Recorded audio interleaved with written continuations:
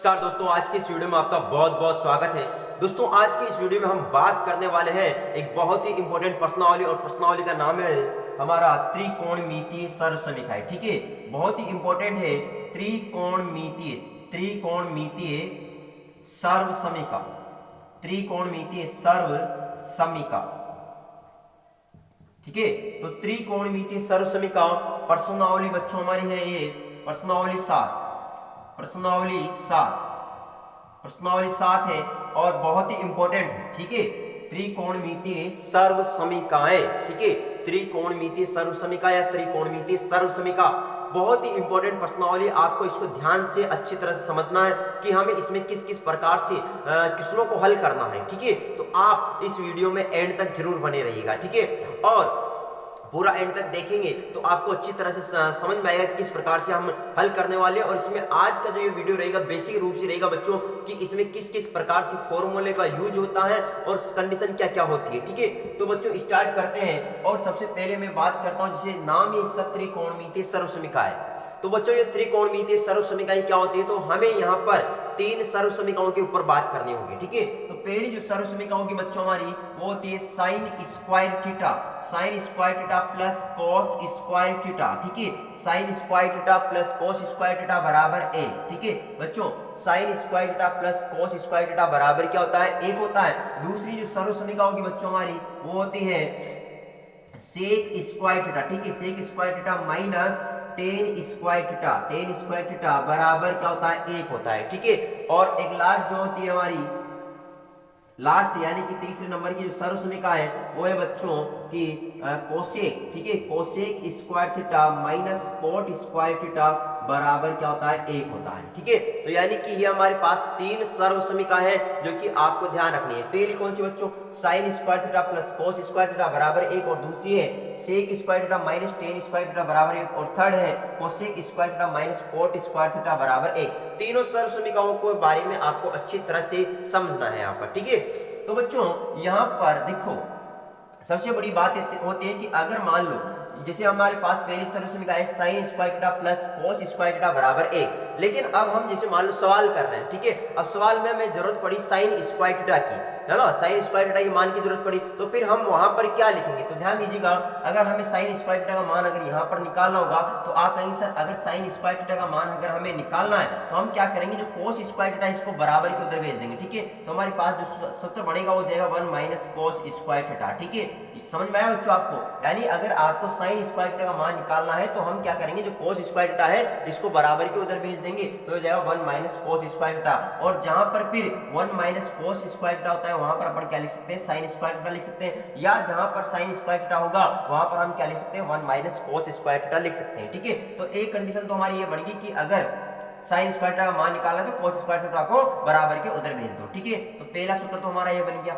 अब बच्चों अगर मान लो आपको यहाँ पर कोस स्क्वायर थीटा का मान चाहिए तो आप क्या करेंगे, साइन स्क्वायर थीटा को बराबर के उधर भेज देंगे, तो ये हो जाएगा बच्चों कोस स्क्वायर थीटा बराबर 1 माइनस साइन स्क्वायर थीटा। ठीक है, तो यानी कि जहां पर कोस स्क्वायर थीटा है वहां पर हम क्या लिख सकते हैं, 1 माइनस साइन स्क्वायर थीटा लिख सकते हैं, या जहां पर 1 माइनस साइन स्क्वायर थीटा है वहां पर हम क्या लिख सकते हैं, कोस स्क्वायर थीटा लिख सकते हैं। ठीक है, इतना समझ में आया आपको।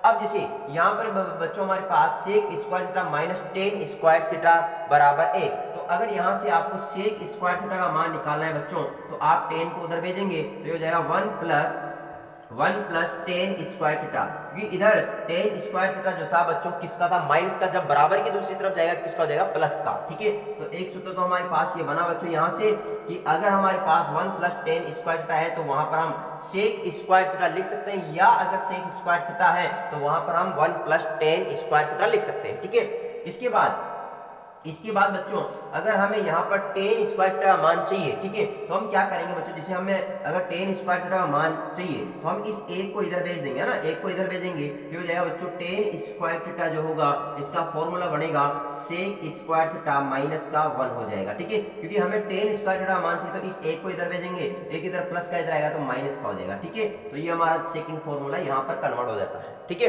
अब इसके बाद जैसे हमारे पास है cosec square theta minus cot square theta बराबर एक, तो अगर हमें यहाँ से कोसेक स्क्वायर थीटा का मान चाहिए तो हम क्या करेंगे, कोट को उधर भेजेंगे तो हो जाएगा 1 प्लस कोट स्क्वायर थीटा हो जाएगा। ठीक है, इसी प्रकार इसी प्रकार अगर हमें कोट स्क्वायर थीटा का मान चाहिए तो हम इस एक को इधर भेजेंगे तो ये हो जाएगा कोट स्क्वायर थीटा बराबर हो जाएगा कोसेक स्क्वायर थीटा माइनस क्या हो जाएगा 1 हो जाएगा। ठीक है, तो आपको इस प्रकार से ये ध्यान रखना है कि अगर मान लो देखो यहाँ पर 1 प्लस कोट स्क्वायर थीटा का मान चाहिए तो क्या वहां पर हम कोसेक स्क्वायर थीटा लिख सकते हैं, या फिर अगर कोसेक स्क्वायर थीटा चाहिए का मान चाहिए तो वहां पर हम क्या लिख सकते हैं 1 प्लस कोट स्क्वायर थीटा भी लिख सकते हैं। ठीक है, इसी प्रकार जैसे कोट स्क्वायर थीटा है तो यहाँ पर हम क्या लिख सकते हैं कोसेक स्क्वायर थीटा माइनस 1 लिख सकते हैं, या जहां पर कोसेक स्क्वायर थीटा माइनस 1 है वहां पर हम क्या लिख सकते हैं कोट स्क्वायर थीटा लिख सकते हैं। ठीक है, तो आई होप बच्चों आपको ये समझ में आया होगा। अगर समझ में आया तो इसको आप जल्दी से नोट डाउन कर लीजिएगा या स्क्रीनशॉट ले लीजिएगा। ठीक है, क्योंकि ये हमारे बहुत काम आने वाले बच्चों, बहुत काम आने वाले हैं ये सूत्र। ठीक है, आगे बढ़ते हैं। अब मैं आपको त्रिकोणमिति के व्युत्क्रम मान बता देता हूँ। ठीक है, क्योंकि बच्चों त्रिकोणमिति के व्युत्क्रम मान यहाँ पर बहुत काम आने वाले हैं। ठीक है, तो समझना है हमें कि त्रिकोणमिति के त्रिकोण है ना, त्रिकोणमिति के बच्चों व्युत्क्रम मान। ठीक है, त्रिकोणमिति के व्युत्क्रम मान। अब त्रिकोणमिति के व्युत्क्रम मान क्या होते हैं बच्चों? ठीक है, तो समझिए व्युत्क्रम का मतलब तो आप सभी को समझ में आ रहा होगा बच्चों क्या कि उल्टा होता है। व्युत्क्रम का मतलब उल्टा उल्टा उल्टा, समझ में आ रही बात है। व्युत्क्रम का मतलब होता है उल्टा, ऑपोजिट। ठीक है, तो ध्यान देना बच्चों कि अगर जैसे हमारे पास त्रिकोणमिति जो अनुपात होते हैं बच्चों 6 त्रिकोणमिति अनुपात होते हैं। कितने? 6।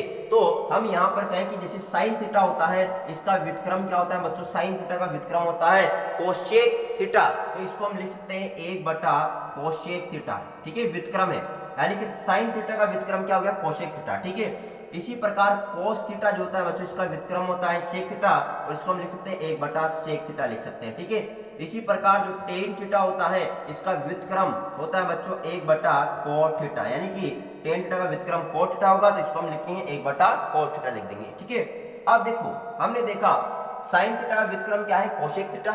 तो अब कोसेक थीटा का व्युत्क्रम क्या होगा? अब आप समझ गए होंगे सर, कोसेक थीटा का व्युत्क्रम साइन थीटा होगा और इसको हम लिख सकते हैं 1 बटा साइन थीटा लिख सकते हैं। ठीक है, इसी प्रकार सेक थीटा का व्युत्क्रम क्या होगा? तो सेक थीटा का व्युत्क्रम कोस थीटा हो जाएगा, इसको हम लिख सकते हैं 1 बटा कोस थीटा लिख सकते हैं। इसी प्रकार कोट थीटा का जो व्युत्क्रम होगा बच्चों, कोट थीटा का व्युत्क्रम बताओ क्या हो जाएगा? टेन थीटा, इसको हम लिख देंगे 1 बटा टेन थीटा लिख देंगे। ठीक है, तो बच्चों आपको कोई तकलीफ नहीं होनी चाहिए। हमने देखा व्युत्क्रम मान यानी त्रिकोणमिति के व्युत्क्रम मान, तो साइन का व्युत्क्रम कोसेक होता है तो इसको हमने लिखा साइन थीटा बराबर 1 बटा कोसेक थीटा, और कोसेक का जो व्युत्क्रम होगा ये साइन होगा तो इसको हम क्या लिख देंगे? कोसेक थीटा बराबर 1 बटा साइन थीटा। इसका मतलब अगर साइन थीटा है बच्चों तो वहां पर हम क्या लिख सकते हैं? 1 बटा कोसेक थीटा भी लिख सकते हैं। इसी प्रकार अगर कोस थीटा है तो वहां पर 1 बटा सेक थीटा लिख सकते हैं। अगर टेन थीटा है तो वहां पर हम 1 बटा कोट थीटा लिख सकते हैं। अगर कोसेक थीटा है तो वहां पर 1 बटा साइन थीटा आ सकता है, सेक थीटा है तो वहां पर 1 बटा कोस थीटा आ सकता है, और अगर कोट थीटा है तो वहां पर 1 बटा टेन थीटा आ सकता है। इसका उल्टा भी बच्चों, अगर 1 बटा कोसेक थीटा है तो वहां पर हम क्या लिख सकते हैं? साइन थीटा लिख सकते हैं। अगर 1 बटा सेक थीटा है तो वहां पर अपन क्या लिख सकते हैं? कोस थीटा लिख सकते हैं। इसी प्रकार 1 बटा कोट थीटा है तो वहां पर हम क्या लिख सकते हैं? टेन थीटा भी लिख सकते हैं। और अगर 1 बटा साइन थीटा है तो वहां पर कोसेक थीटा लिखा जा सकता है, 1 बटा कोस थीटा है तो वहां पर सेक थीटा लिखा जा सकता है, और अगर 1 बटा टेन थीटा है तो वहां पर कोट थीटा लिखा जा सकता है। ठीक है, तो आई होप बच्चों आपको मेरी बात समझ में आ रही होगी कि किस प्रकार से हमें इनका यूज करना है। ठीक है, अब हम बात करते हैं दो और इंपॉर्टेंट फॉर्मूले यहाँ पर मैं लिखवा रहा हूँ बच्चों आपको। जैसे अगर आपको टेन थीटा दिया गया है, ठीक है, और अगर हमें इसको कन्वर्ट करना है साइन कोस के रूप में, तो हम यहाँ पर टेन थीटा का फॉर्मूला होता है बच्चों साइन थीटा बटा कोस थीटा। क्या होता है? साइन थीटा बटा कोस थीटा। ये भी इंपॉर्टेंट फॉर्मूला है बच्चों, इसको भी आप नोट डाउन करिए। ठीक है, एक और होता है जैसे कोट थीटा का जो फॉर्मूला होगा बच्चों इसको हम लिख सकते हैं कोस थीटा बटा साइन थीटा। क्या लिख देंगे? कोस थीटा बटा साइन थीटा। तो ये भी आपको याद करना है, तो दोनों फॉर्मूले याद करना। देखो टेन थीटा का अगर सूत्र की बात करें साइन थीटा बटा कोस थीटा होगा, और कोट थीटा को हम क्या लिख सकते हैं? कोस ऊपर चल जाएगा यानी कोस थीटा बटा साइन थीटा हो जाएगा। ठीक है, तो आप जल्दी से इसका या तो नोट डाउन कर लो या फिर स्क्रीनशॉट जल्दी से ले लीजिएगा। ठीक है, अब आगे हम बात करते हैं बच्चों, क्योंकि जब हम क्वेश्चन हल करेंगे त्रिकोणमिति के तो वहां पर हमारे बीच में बीज गणित के कुछ फॉर्मूले भी काम आएंगे। ठीक है, बीज गणित के कुछ सूत्र भी काम आएंगे, अलजेब्रा के सूत्र काम आएंगे, तो उनको भी मैं लिखवा देता हूं ताकि आपको किसी भी प्रकार की कोई दिक्कत का सामना नहीं करना पड़े। ठीक है, तो ध्यान दीजिएगा बच्चों, अच्छी तरह से आपको समझना है हर एक चीज को। कोई डाउट रहता है तो आप कमेंट करके जरूर पूछ सकते हो। ठीक है, ओके, तो स्टार्ट करते हैं। ध्यान दीजिएगा बच्चों, अच्छी तरह से आपको हर एक चीज समझते हुए चलना है। तो देखा हमने यहाँ पर, ध्यान दीजिएगा अच्छी तरह से कि मैं लिखा रहा हूं यहाँ पर बीज गणितीय सूत्र, ठीक है,